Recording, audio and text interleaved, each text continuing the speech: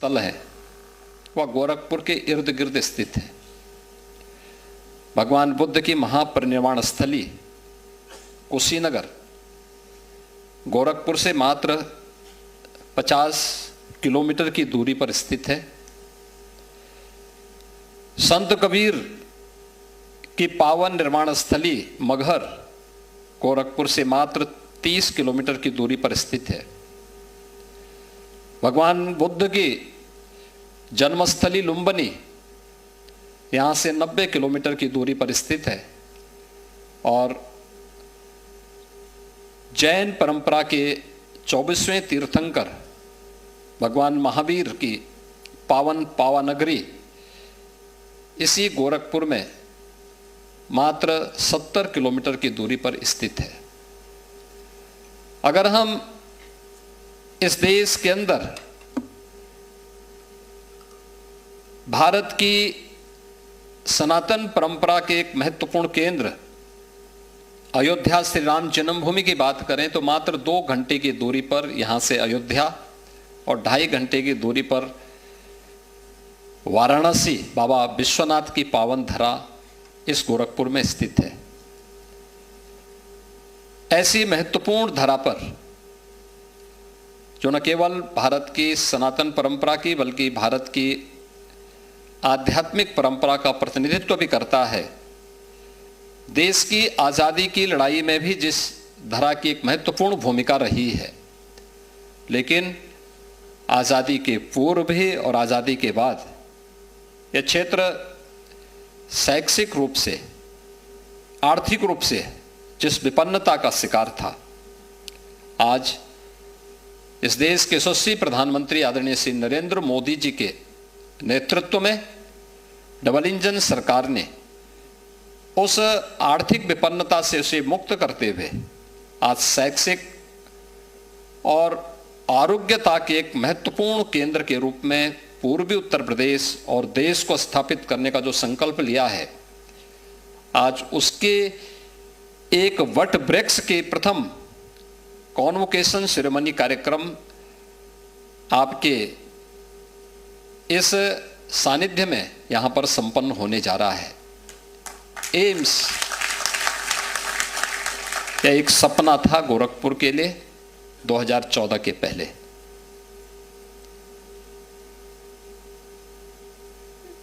यहां पर एम्स का जब एक प्रथम बैच यहां से निकल रहा है तो उस समय हम सबके चेहरे पर एक चमक है, एक उत्साह है, एक उमंग है। हम आज 30 जून की तिथि में यहां पर हैं, लेकिन आज से 8 वर्ष पहले ये जो महा होता था इस क्षेत्र में भय और दहशत का होता था। इंसेफ्लाइटिस हजारों बच्चों की जान को निगल लेती थी। 40 वर्ष में उत्तर प्रदेश के अंदर 50,000 से अधिक मासूम बच्चों की मौत जिस बीमारी से हुई थी, उसका उपचार 2014 के बाद गंभीरता से उसका संपूर्ण उन्मूलन की दिशा में जो कार्य आगे बढ़ा, आदरणीय प्रधानमंत्री जी ने उस दिशा में गोरखपुर को 2 महत्वपूर्ण केंद्र दिए, जिसमें पहला केंद्र था कि गोरखपुर का जो गवर्नमेंट मेडिकल कॉलेज है, बीआरडी मेडिकल कॉलेज, उसमें रीजनल रिसर्च सेंटर, यह वायरोलॉजी सेंटर पुणे का एक सेंटर के रूप में यहां पर स्थापित किया था। और उसके बाद जब इस क्षेत्र की मांग को लेकर के हम लोगों ने प्रधानमंत्री जी के सामने इस बात को रखा तो उन्होंने एम्स की भी आधारशिला गोरखपुर में रखने के लिए अपनी सहमति दी। और आज एम्स यानी जिसके बारे में हम कह सकते हैं कि इसका बीज, इसके बारे में हम कोई सिद्धांत गढ़ें और फिर उसका व्यावहारिक स्वरूप कैसे जमीनी धरातल पर उतारना है, तो उसको बीज से लेकर बट वृक्ष बनने की इस पूरी कथा में मैं एकमात्र ऐसा व्यक्ति हूं जो मंच पर बैठा हूं इस समारोह में और इस पूरी प्रक्रिया का हिस्सा रहा हूं।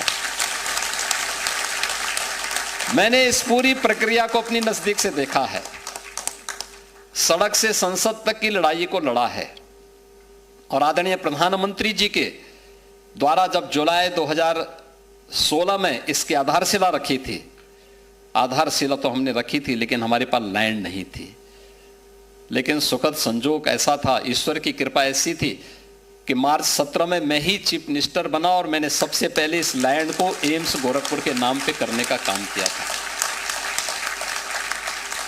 ये लैंड मैंने एम्स गोरखपुर के नाम पे ट्रांसफर किया, उसकी रजिस्ट्री करवाई और फिर एम्स का काम प्रारंभ हुआ। फिर 2021 में यहां पर प्रधानमंत्री जी के कर कमलों से एम्स का लोकार्पण का भी भव्य कार्यक्रम करवाया।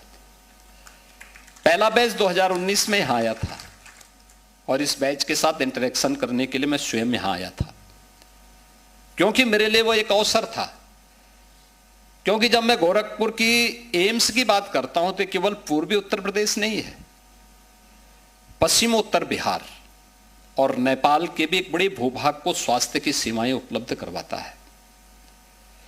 पटना और लखनऊ के बीच में बीएचयू को छोड़ दें तो एम्स के अलावा कोई भी इस प्रकार का टर्सरी हेल्थ केयर का कोई सेंटर नहीं है।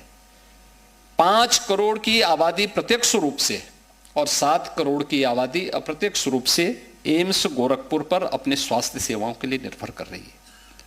और इसलिए एम्स यहां के सपनों का साकार होना भी उस रूप में आज देखने को मिल रहा है। जब हम लोग 2016 से इस यात्रा को आगे बढ़ाए, पहला बैच 19 में आया और मुझे प्रसन्नता है कि गत वर्ष यहां पे सुपर स्पेशलिटी की डीएम की भी पढ़ाई प्रारंभ हो चुकी है।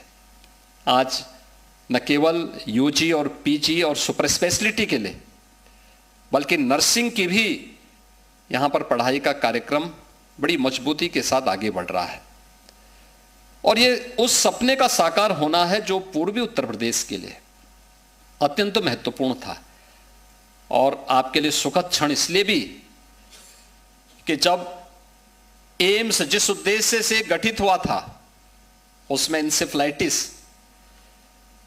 की महामारी को वहां पर उपचार की सुविधा मिले, लेकिन जब आप यहां से अपनी डिग्री लेकर के जा रहे हैं तब आपके सामने सुखद अनुभूति है कि इंसेफ्लाइटिस का हम पूरी तरह उन्मूलन कर चुके हैं।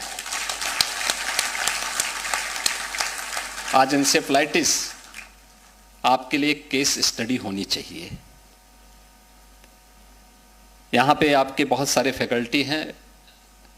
आपकी डीन एकेडमिक प्रोफेसर महिमा मित्तल बीआरडी मेडिकल कॉलेज की उस टीम का हिस्सा थी जो इंसेफ्लाइटिस उन्मूलन के और उपचार के उस केंद्र के साथ जूझती थी।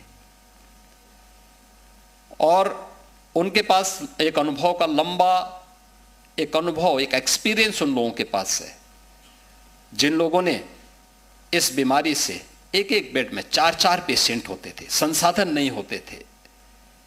अनुमान करिए जुलाई और अगस्त का महीना हो, तीसरे मंजिल पे वार्ड हो, वार्ड में कोई पंखा ना चल रहा हो और एक बेड पे 4 पेशेंट हो और एक पेशेंट के साथ 7 8 अटेंडेंट हो, कैसे हालत हो रही होगी इस वार्ड की, क्या स्थिति रही होगी। लेकिन आज तो बीआरडी मेडिकल कॉलेज हो या एम्स, इस संसाधनों की कमी नहीं है। आज तो जितना आप मांगते हैं उससे ज्यादा सरकार आपको देने को तैयार है, उससे अच्छा करने को तैयार है। और आज प्रधानमंत्री जी का ये विजन है कि विकसित भारत की संकल्पना को पूरा करना है तो हमें समर्थ भारत बनाना होगा। समर्थ भारत के लिए स्वस्थ भारत बनाना होगा और स्वस्थ भारत के लिए हमें अपनी हेल्थ केयर को, वह प्राथमिक स्तर की हो या फिर सुपर स्पेशलिटी की सुविधा का हो, उसको एक बेहतरीन केंद्र के रूप में उपलब्ध कराना होगा। और मैं तो ये भी कहता हूं, थोड़ा सा आप ध्यान दे देंगे तो अब तो आप याद करिए, आज से 8 वर्ष पहले पूर्वी उत्तर प्रदेश में एकमात्र government medical college BRD medical college था। आज इस क्षेत्र में हर जनपद में हमारे पास एक मेडिकल कॉलेज है। कुशीनगर में मेडिकल कॉलेज, देवरिया में मेडिकल कॉलेज, महाराजगंज में मेडिकल कॉलेज, सिद्धार्थनगर में मेडिकल कॉलेज, बस्ती में मेडिकल कॉलेज, आजमगढ़ में मेडिकल कॉलेज, बलरामपुर में मेडिकल कॉलेज होने जा रहा है, गोंडा में मेडिकल कॉलेज प्रारंभ हो चुका है, बहराइच में प्रारंभ हो चुका है, अयोध्या में प्रारंभ हो चुका है, अंबेडकर नगर में प्रारंभ हो चुका है, सुल्तानपुर, प्रतापगढ़, गाजीपुर, जौनपुर, चंदौली, यानी इन सभी जनपदों में मेडिकल कॉलेज हमारे प्रारंभ हो चुके हैं। बलिया में हम नया मेडिकल कॉलेज बनाने जा रहे हैं। यानी मेडिकल कॉलेज की एक बाढ़ सी आ गई है। लेकिन हमारे सामने चुनौतियां भी कम नहीं हैं। उन चुनौतियों से अपने आप को तैयार करना। और मैं जरूर चाहूंगा जो यहां पे आज एमबीबीएस के छात्र अपनी उपाधि प्राप्त किए हैं, आदरणीय राष्ट्रपति जी से आपके लिए और आपके अभिभावक के लिए गौरवपूर्ण क्षण है। लेकिन आपके इसलिए एक केस स्टडी के लिए इंसेफ्लाइटिस का उन्मूलन कैसे हुआ है इसके बारे में आप जानेंगे तो याद रखना, जीवन में आपको भी पीजी करना होगा। उसके बाद आप में से बहुत सारे लड़के सुपर स्पेशलिटी के उसमें भी आगे बढ़ेंगे, एमसीएच और डीएम की डिग्री लेंगे, अपने अपने फील्ड में बहुत कुछ अच्छा करेंगे। आज का ये समय रिसर्च एंड डेवलपमेंट का है। जितना आप उस पर कार्य करेंगे, जितने पेशेंट को देखेंगे, उनकी पृष्ठभूमि को देखेंगे, वहाँ की सामाजिक आर्थिक परिस्थितियों को देखेंगे, वहाँ की क्लाइमेटिक जोन की स्थिति को अध्ययन करेंगे और उसके बारे में जितना अच्छी आपकी स्टडी होगी उतना ही आपका अच्छा रिसर्च भी सामने आएगा। उस दिशा में नए सिरे से कार्य किए जाने की आवश्यकता है। क्योंकि अभी तक तो आपने अपनी क्लासरूम में पढ़ा है, अपनी लैब में देखा होगा। जीवन संग्राम तो अब शुरू होगा और उस शुरुआत के लिए हम सबको इस बारे में ध्यान में रखना होगा। किस विस्तृत क्षेत्र में आपके पास पूरी दुनिया आपके सामने है, अध्ययन के लिए भी और उस पर एक नई स्टडी को आने वाली पीढ़ी को देने के लिए भी। आज इस देश से गोरखपुर एम्स का प्रथम दीक्षांत समारोह अत्यंत महत्वपूर्ण है। मैं आज के इस अवसर पर देश की माननीय राष्ट्रपति जी का आगमन गोरखपुर में हुआ है, माननीय राज्यपाल महोदय का गोरखपुर आगमन हुआ है, केंद्रीय राज्य मंत्री श्रीमती अनुप्रिया पटेल जी यहां पर आई हैं और आपके इस कॉन्वोकेशन कार्यक्रम में यहां के सांसद जी भी हैं। जब वो आपकी पत्रिका को देख रहे थे तो कह रहे थे क्या ये एम्स के डॉक्टर हैं क्या? मैंने कहा हाँ। तो डर वो इस बात को लेकर रहे थे, कह रहे थे ये तो एक्टिंग भी करते हैं। मैंने कहा इनके एक्टिंग को देखेंगे तो आप एक्टिंग छोड़ देंगे।